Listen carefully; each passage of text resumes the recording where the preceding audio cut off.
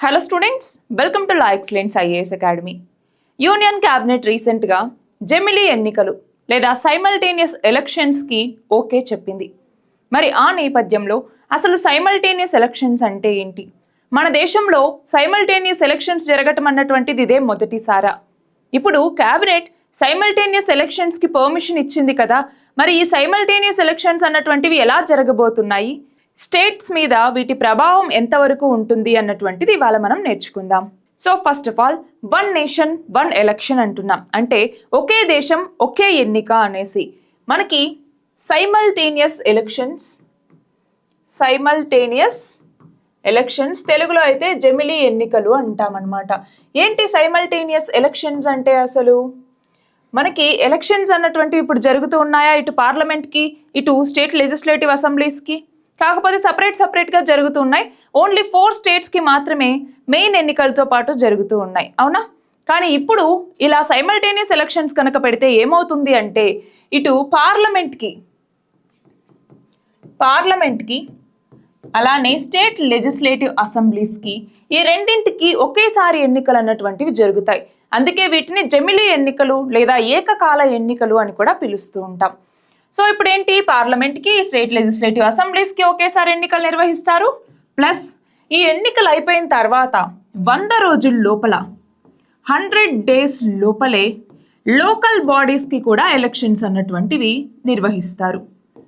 Local బాడీస్కి అంటే municipalities, panchayats ఇలాంటి వాటికి కూడా ఎన్నికలు అన్నటువంటివి నిర్వహించడం జరుగుతుంది. ఇక్కడ state legislative assemblies plus councils ఉన్నాయనుకోండి, ఆ కౌన్సిల్స్ కూడా ఎన్నికలు అన్నటువంటివి ఒకేసారి జరుపుతారనమాట. మరి దీనివల్ల ఉండే బెనిఫిట్స్ ఏంటి? First of all, simultaneous elections అన్నటువంటివి ఇప్పుడే ఇంట్రడ్యూస్ చేశారా మన భారతదేశంలో అంటే కాదు.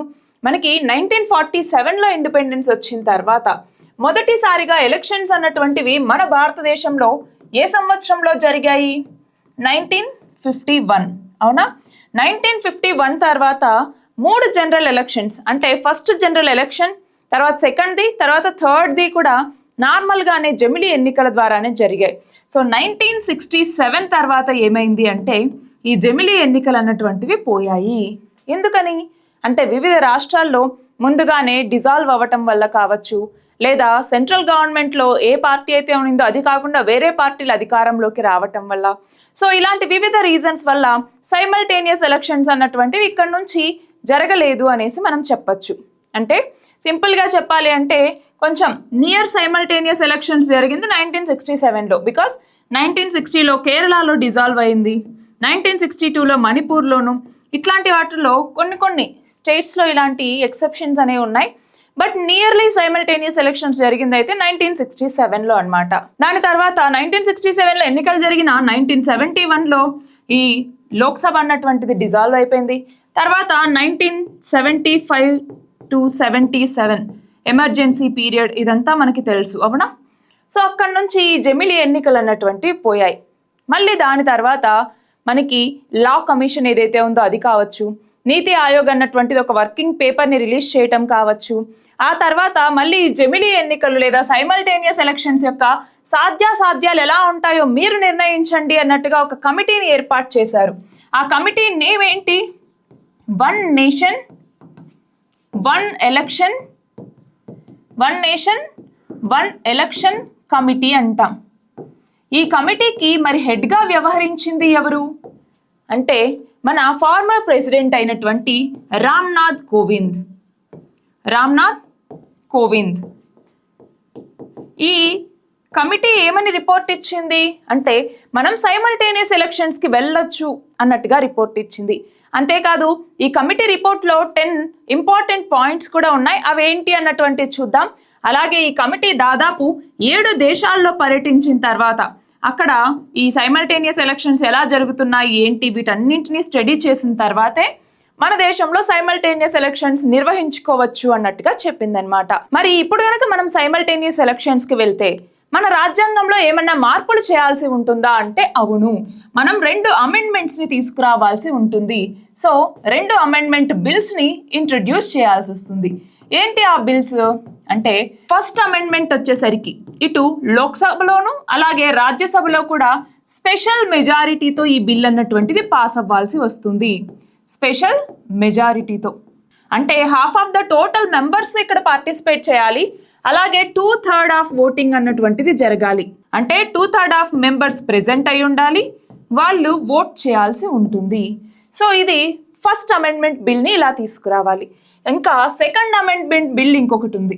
ఈ సెకండ్ అమెండ్మెంట్ బిల్ ద్వారా ఏంటి, లోకల్ బాడీస్కి 100 రోజుల్లో ఎలక్షన్స్ నిర్వహించాలి అన్నాం కదా. సో దానికోసం మళ్ళీ ఈ అమెండ్మెంట్ బిల్ అన్నటువంటిది అవసరం అవుతుంది. సో ఈ అమెండ్మెంట్ బిల్లో ఈ ఫస్ట్ బిల్ ఏదైతే ఉందో దాంతో పాటుగా ఇక్కడ హాఫ్ ఆఫ్ ద స్టేట్స్ ఈ బిల్లుని రాటిఫై చేయాల్సి వస్తుంది.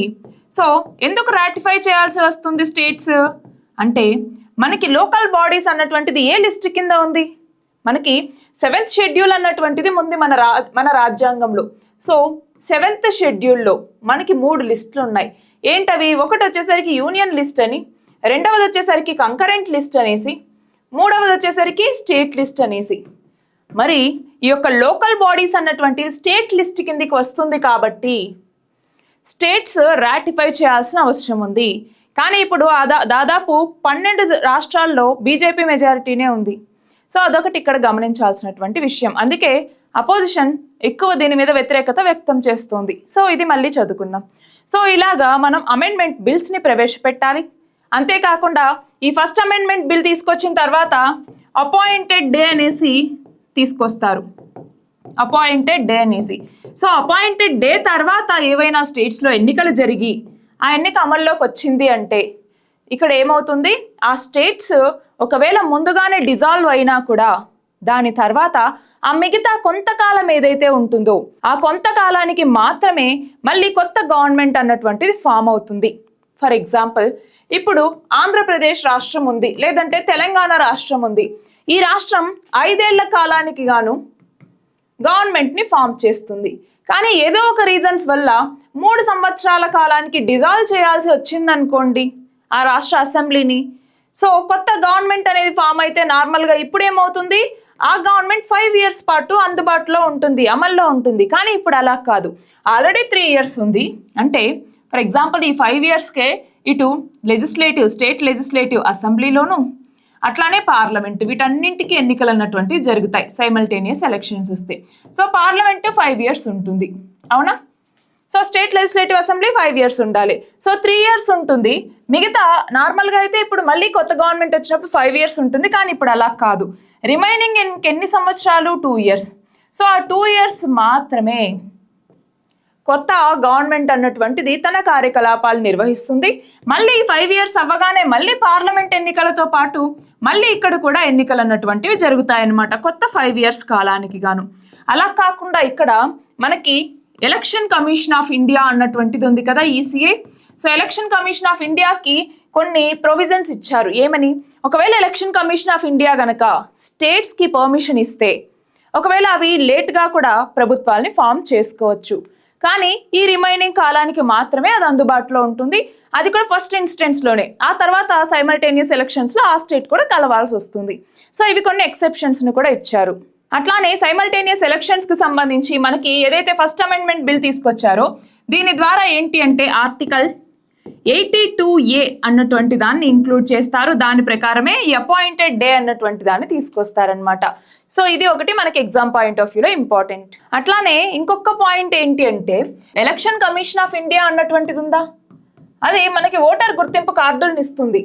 కానీ ఇప్పుడు ఎలక్షన్ కమిషన్ ఆఫ్ ఇండియా ఏం చేస్తుంది, ఒక యూనిఫైడ్ ఎలక్టోరల్ రోల్ని తీసుకొస్తుంది. యూనిఫైడ్ ఎలక్టోరల్ రోల్ ఏంటి, యూనిఫైడ్ ఎలక్టోరల్ రోల్ అంటే ఇప్పుడు ఈ ఎలక్షన్ కమిషన్ ఆఫ్ ఇండియా ఏదైతే ఉందో ఇది స్టేట్ ఎలక్షన్ కమిషన్స్తో కలిసి ఈ యూనిఫైడ్ ఎలక్టోరల్ రోల్ని తీసుకొస్తుంది. దీని ప్రకారం ఓటర్ కార్డ్ అన్నటువంటిది ఇప్పుడు ఇచ్చారు అంటే ఈ ఓటర్ కార్డ్ని మనము ఇటు లెజిస్లేటివ్ అసెంబ్లీస్కి కావాల్సినటువంటి ఎన్నికల్లోనూ, అలాగే ఎంపీలని ఎలక్ట్ చేసుకోవటంలోనూ, అలాగే లోకల్ బాడీస్ ఎలక్షన్స్లోనూ వీటన్నింటిలోనూ ఇదే ఓటర్ కార్డ్ని మనం వాడుకోవచ్చు అనమాట. కానీ దీనికి కూడా స్టేట్స్ బిల్ని రాటిఫై చేయాలి. సో ఇక్కడ అపోజిషన్ ఏమంటోంది, మీరు కాన్స్టిట్యూషన్లో ఉన్నటువంటి ఫెడరలిజం, సమాఖ్య, ఫెడరలిజం అన్నటువంటి భావనని దీని ద్వారా మీరు వయోలేట్ చేస్తూ ఉన్నారు. ఎందుకని, స్టేట్ లిస్ట్లో కొన్ని ప్రొవిజన్స్ ఉన్నాయి, కానీ స్టేట్ కూడా ఇప్పుడు రాటిఫై చేసేసి ఏదో తీసుకొస్తే స్టేట్స్కున్న పవర్స్ అనేవి పోతూ ఉన్నాయి. ఫెడరలిజం, సమాఖ్య అన్నటువంటి భావన పోతూ ఉంది. అంతేకాదు ఈ సైమల్టేనియస్ ఎలక్షన్స్ అన్నటువంటి మనం చూస్తూనే ఉన్నాము, ఇది సరిగ్గా అమలు అవ్వదు. ఇప్పుడు ఫర్ ఎగ్జాంపుల్ ఒక స్టేట్లో ఎన్నికైన ఒక 10 days లోపలే డిజాల్వ్ అవ్వాల్సి వచ్చింది అనుకోండి, ఆ మిగతా కాలానికి ఇప్పుడు కొత్తగా మళ్ళీ ఎన్నికలు అన్నటువంటివి పెట్టాల్సి వస్తుంది, లేదా ఆ ఎమ్మెల్యేస్ ఎవరైతే ఉంటారో వాళ్ళు ఎన్నుకోవాల్సి వస్తుంది. ఒకవేళ అక్కడ ఏమైనా ఇబ్బందులు కనుక తలెత్తితే, లేదు కరెక్ట్గా ఒక మిడ్ ఇయర్లో అంటే మిడ్ టర్మ్లో కనుక ఎలక్షన్స్ మళ్ళీ జరగాల్సి వస్తాయి, లేదు అంటే ఫర్ ఎగ్జాంపుల్ ఎన్నికకి 10 days ఉందనుకోండి, ఆ ముందర కనుక గవర్నమెంట్ డిజాల్వ్ అయితే ఆ 10 days ఇంటరిమ్ గవర్నమెంట్ అనేది ఫామ్ అవుతుంది. సో ఇలాంటి చాలా ఇబ్బందులు వస్తాయి. ఇది ప్రాక్టికల్గా పాసిబుల్ అవ్వదు అన్నట్టుగా ఇప్పుడు ఈ అపోజిషన్ పార్టీస్ అన్ని కూడా వ్యతిరేకత వ్యక్తం చేస్తున్నాయి. అందులో మెయిన్గా ఏంటి అంటే ఫెడరలిజం, ఈ ఫెడరలిజంని వయోలేట్ చేసేలాగా ఇది ఉంది అన్నట్టుగా. మరి ఇప్పుడైతే కేంద్ర కేబినెట్ దీనికి ఓకే చెప్పింది. దీనికి సంబంధించిన బిల్లును తొందరలోనే ప్రవేశపెడతారు. ఆ బిల్లుకి సంబంధించి ఈ చర్చలన్నీ జరిగిన తర్వాత ఒకవేళ కావాలంటే పార్లమెంటరీ కమిటీకి వెళ్తుంది, లేదు అనుకుంటే ఈ బిల్ అన్నటువంటిది పాస్ అయ్యి చట్టంగా వస్తే ఎంతవరకు అమలు అవుతుంది, ఎలా అవుతుంది అన్నటువంటిది మనం చూద్దాం. సో ఇది ఇవాల్టి మన article. All the very best and thank you very much.